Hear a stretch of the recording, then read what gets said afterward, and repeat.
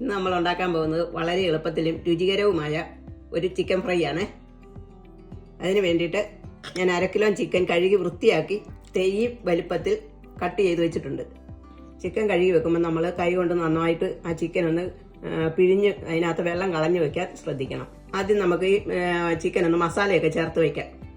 അതിനുവേണ്ടി ഞാൻ 2 table spoon മുളക് പൊടി, കാശ്മീരി മുളകും സാദാ മുളകും കൂടെ കൂട്ടി കലർത്തിയത് ചേർക്കുവാണ്.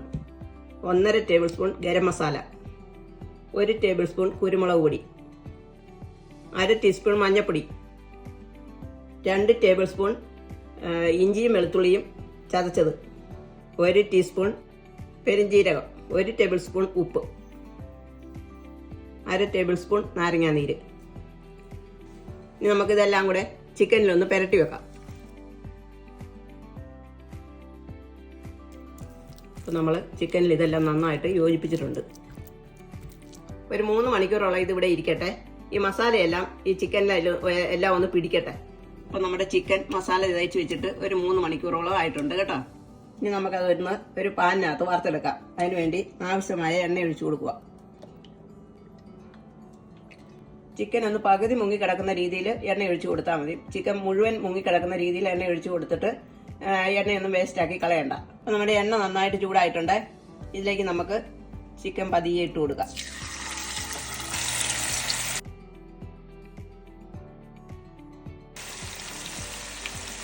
ചിക്കൻ ഒന്ന് പകുതി വേവാകുന്നിടം വരെ നമുക്ക് തീ കൂട്ടി വെച്ച് വേവിക്കാം. അത് കഴിയുമ്പോൾ നമുക്ക് മീഡിയം ചൂടിലിട്ട് വേവിച്ചെടുക്കാം. അപ്പോൾ ഒരു സൈഡ് ചെറുതായിട്ടൊന്ന് മൂത്തിട്ടുണ്ട്. അത് നമുക്കൊന്ന് മറിച്ചിട്ട് കൊടുക്കാം.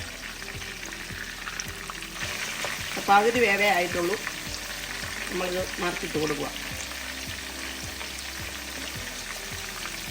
ഒരു 5 മിനിറ്റോളം നമ്മളിട്ട് ഒരു വശം നന്നായി മൂപ്പിച്ചിട്ടുണ്ട്. ഇനി അതിൻ്റെ മറുവശം ഒന്നുകൂടെ മൂപ്പിച്ചെടുക്കാം. നമ്മൾ മറിച്ചിട്ട വശം ആദ്യം നമ്മളൊരു 2-3 മിനിറ്റ് വേവിച്ചെടുത്തതായിരുന്നേ. ഇനി നമുക്കതൊരു 3 മിനിറ്റും കൂടെ ഒന്ന് മൂപ്പിച്ചെടുത്താൽ മതി. 2-3 മിനിറ്റും കൂടെ നമ്മളിത് ഫ്രൈ ആക്കി എടുത്തിട്ടുണ്ട്. ഇനി നമുക്കിത് കോരിയെടുക്കാം.